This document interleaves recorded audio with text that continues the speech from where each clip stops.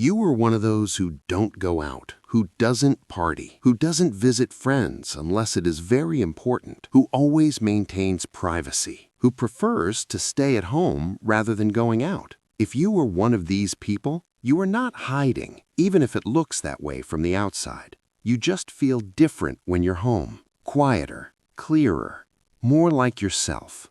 The world often sees people staying home as lazy people, as people who fear the outside world, as people who hate to associate. But some people don't go inward because they're broken. They go inward because that's where they learn to feel safe. And maybe, as you listen, you'll recognize why staying at home is a personal decision. Number 1, home feels like control. When you're at home, things make sense. The sounds are familiar. The light doesn't surprise you. No one is watching your face for reactions.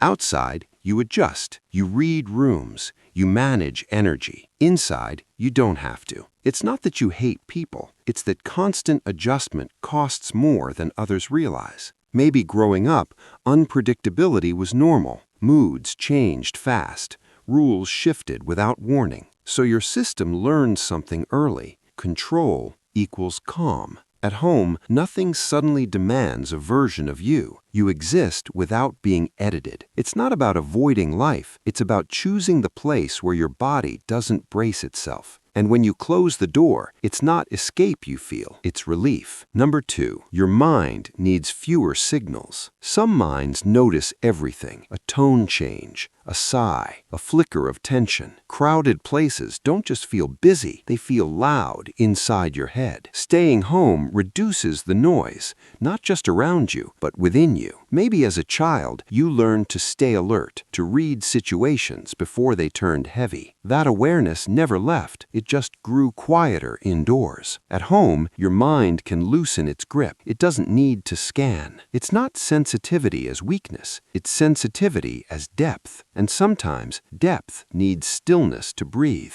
So you stay where the signals soften, where your thoughts stop racing each other. Not because you can't handle the world, but because you already handled too much. Number 3, solitude became familiar early. Some people learn solitude later. Others learn it early. Maybe you spent time alone as a child, not always lonely, just by yourself. You learned how to fill silence, how to think, how to be without being seen. That kind of independence shapes you. So now, being home doesn't feel empty, it feels complete. You don't need constant interaction to feel real. Outside connection is meaningful, but it's not required for your sense of self. It's not because you shut people out, it's because you learned how to be with yourself. And once that becomes familiar, it never really leaves. Home feels like returning to a language you've always spoken. Number 4, home is where you don't perform. Out there, roles exist. The agreeable one, the productive one, the strong one. Even when people mean well, you feel shaped by expectation. At home, no one needs anything from you. You don't have to respond the right way. You don't have to explain you're quiet. Maybe growing up, being yourself wasn't always welcomed. Maybe approval came with conditions, so you learned to be many versions, but only one of them felt real. That version lives at home. It's not that you fear judgment,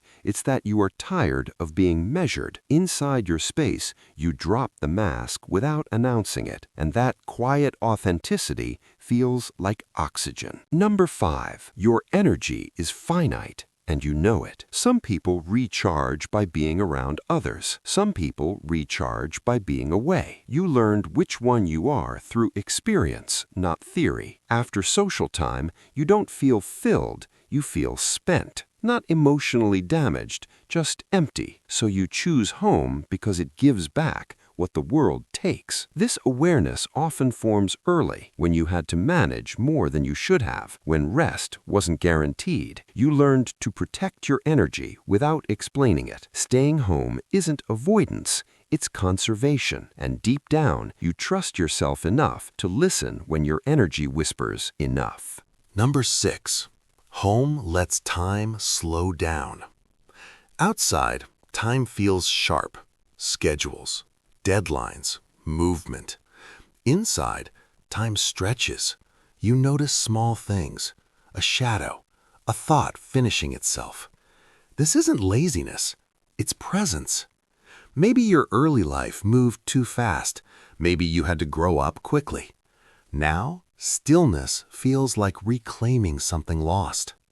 Home doesn't rush you. It doesn't demand urgency. You're not falling behind. You're finally moving at your own speed. And that slower rhythm feels more honest than constant motion ever did.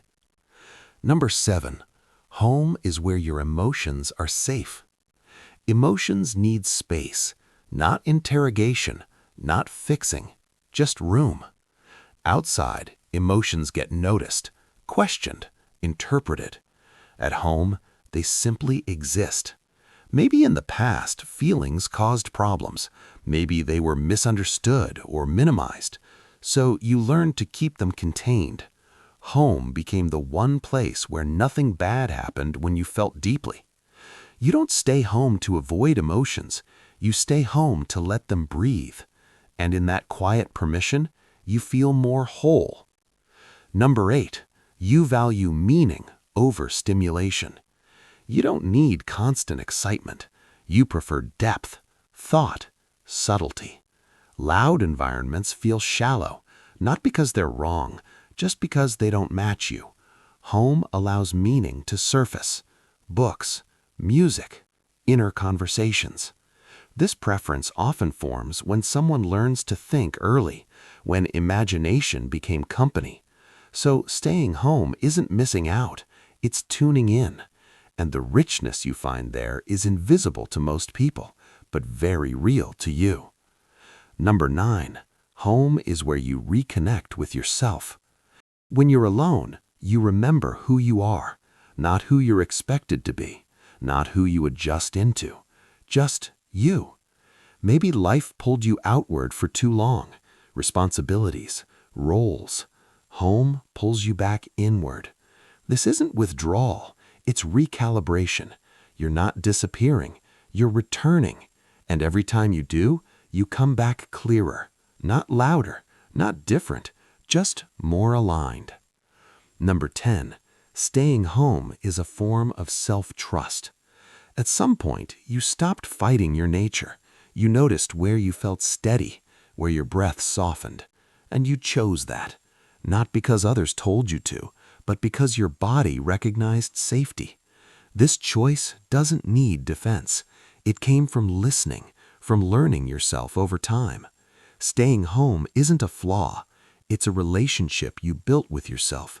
Quiet, consistent, real. If this felt familiar, it's not a coincidence. You're not broken. You're not behind. You simply learned, early or slowly, where you feel most like yourself. And sometimes that place has a door you close gently, not to shut the world out, but to finally hear your own inner voice. You were never missing. You were always here.